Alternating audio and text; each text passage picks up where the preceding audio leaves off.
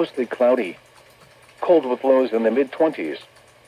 Saturday, partly sunny. High.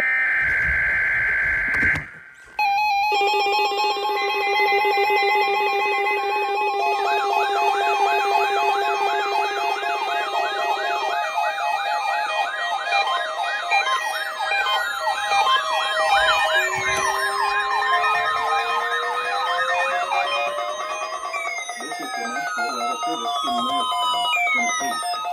The preceding signal was a test of NOAA weather radio stations WXK-46 and WNG-732.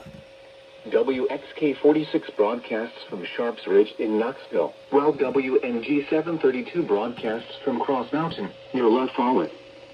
During potentially dangerous weather situations, this broadcast will send a signal to activate weather radios in the threatened area.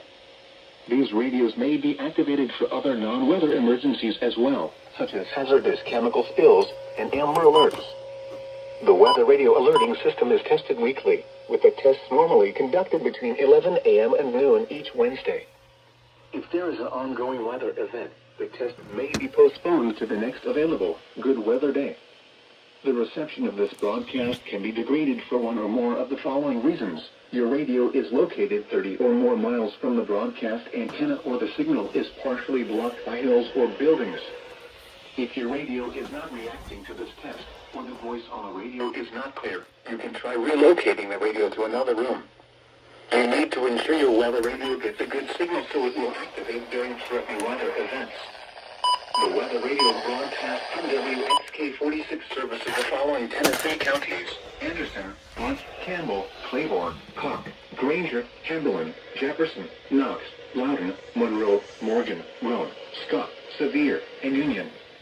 The WNG-732 weather radio broadcast services the following Tennessee counties: Anderson, Campbell, Claiborne, Morgan, Scott, and Union.